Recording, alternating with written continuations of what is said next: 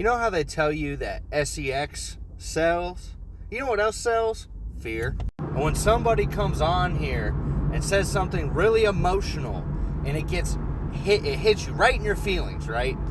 You will sometimes need to do your research and realize that the facts that they're presenting to you are really an emotional appeal and an opinion and not actually facts.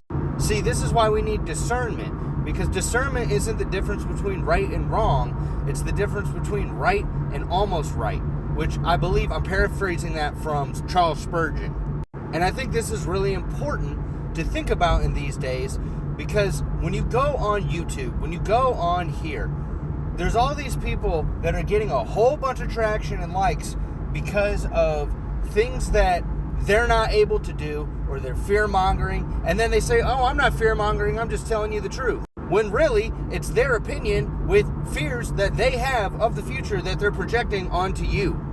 And because they're attracting you with fear, you are now focusing on what could possibly go wrong. And I started recognizing this today, because there's a lot of people that have been talking about the economy and what's going on with ICE and all of these different things, right? And I realized there is a lot more information to the story than anybody will ever tell you, because they feel like they only have a certain amount of time to get their point across, which they do on these applications. So the facts that start coming in will defeat the fear and the information.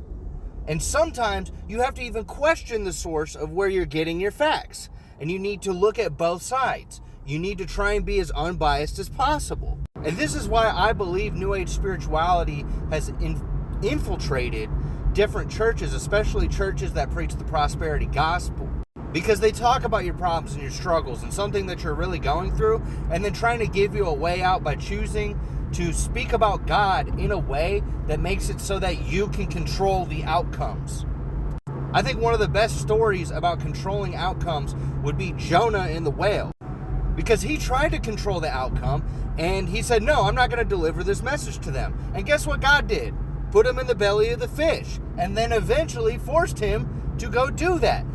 Recognizing that none of us have control when God needs to do something with us in our lives. So I want to remind you, if it's coming from a spirit of fear, test it.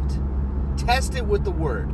Test what they're saying. Don't just trust in man. Trust in God and recognize that no matter what the world looks like, He can get you through anything. And it doesn't mean it's not going to get hard. It's that He will be there with you.